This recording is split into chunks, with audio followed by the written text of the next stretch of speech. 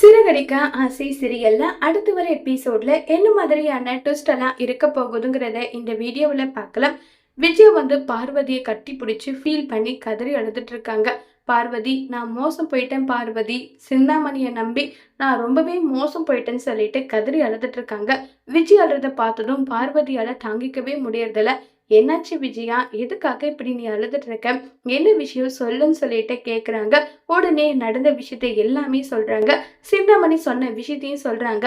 நான் உனக்கு அப்பத்துல இருந்து சொல்லிட்டு இருக்கேன், சிந்தாமணி ஆளே சரியில்லை, மீனாவை பழி வாங்கணுன்றதுக்காக உன்னை ஒரு ஆயுதமா அவ யூஸ் பண்ணிட்டு இருக்கான்னு சொல்லிட்டு என் பேச்சை எங்க கேட்ட, உனக்கு ஏதாவது ஒரு கஷ்டம் வந்தா மட்டும்தான் இந்த பார்வதி உன் கண்ணுக்கு தெரியற.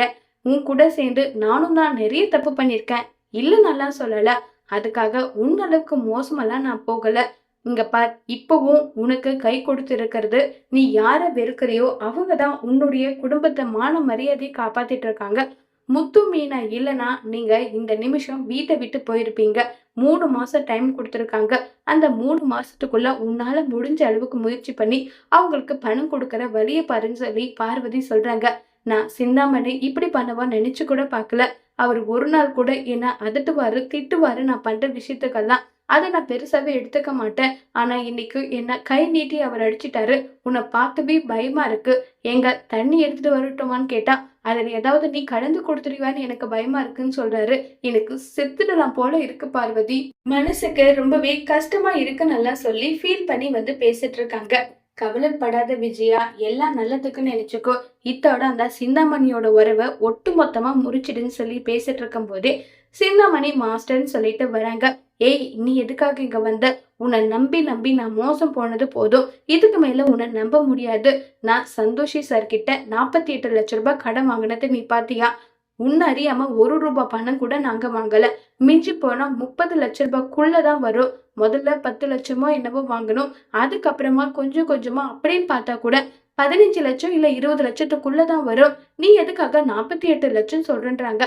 மாஸ்டர், நான் என்ன பண்ணேன்? நீங்க கேட்கும் போதெல்லாம் அவர்கிட்ட பணம் வாங்கி கொடுத்தேன், அது மட்டும் தானே எனக்கு தெரியும்ன்றாங்க. அது மட்டும் தான் உனக்கு தெரியுமா? நீ தானே என் புருஷன் கையெழுத்த நீங்களாவே ட்ரை பண்ணி போடுங்கன்னு சொல்லி நீங்க ஐடியா கொடுத்ததுனால தானே இப்ப பண்ண. இப்ப என் குடும்பத்து முன்னாடி கூனி குறுக்கி போய் தலைய கீழே குனிஞ்சிட்டு நின்றுட்டு இருக்க. என் புருஷன் என்கிட்ட பேசுறது கூட கிடையாது. என் கையால பச்சை தண்ணி குடிக்க மாட்டேங்கிறாரு. அதெல்லாம் உனக்கு தெரியுமான்னு சொல்லிட்டு விஜயா கோவப்படுறாங்க. உடனே சின்னமணி, உங்களுக்கு உதவி பண்ண போயிட்டு கடைசியில நான் தான் கெட்டவள ஆயிட்டேனா? இப்ப நீங்க என்ன கெட்டவள ஆக்குறீங்களான்றாங்க. ஆமா, நீ எனக்கு நம்பிக்கை துரோகம் பண்ணிட்ட, உன்னால சும்மாவே விட மாட்டேன்னு சொல்லிட்டு சிந்தாமணி அடிக்க போறாங்க. உடனே பார்வதி எதுக்காக நீ இப்படி பண்ணிட்டு இருக்க விஜயா? சிந்தாமணி, அவ ஏதோ புத்தி கெட்டு போய் உங்களை அடிக்க கை வாங்கிட்டா, தயவு செஞ்சு இங்க இருந்து போங்கன்றாங்க. நல்லதுக்கு காலமே கிடையாது. நான் வேணுன்றப்ப என்னை யூஸ் பண்ணிக்கிட்டு அதுக்கப்புறம் குப்பை மாதிரி தூக்கி போடுறீங்களா? 3 மாசம் தான் டைமு. அந்த 3 மாசத்துல எப்படி 48 லட்சம் ரூபாவை நீங்க ரெடி பண்றீங்கன்னு நானும் பாக்குறேன். வீட்டை இல்லாம நடு தெருவுல நீங்க நிற்கதியா நிக்க தான் போறீங்க. அதை நான் கூடி சீக்கிரம் பார்க்க தான் போறேன்னு சொல்லிட்டு ரொம்பவே கோவப்பட்டு பேசிட்டு இருக்காங்க. விஜயா கிட்ட சிந்தாமணி, அதையும் பார்க்கலாண்டி, நான் சொன்னது நடக்குதா இல்ல நீ சொல்றது நடக்குதான்னு பார்க்கலாம்.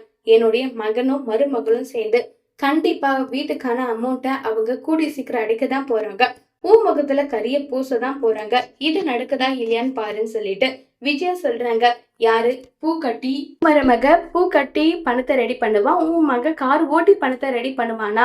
இதெல்லாம் நடக்கிற காரியமான்னு சொல்லிட்டு சிந்தாமணி கிண்டல் பண்ணிட்டு இருக்காங்க. இங்க பார், இப்பதான் இந்த சிந்தாமணியோட ஆட்டத்தவே ஆரம்பிச்சிருக்கேன்.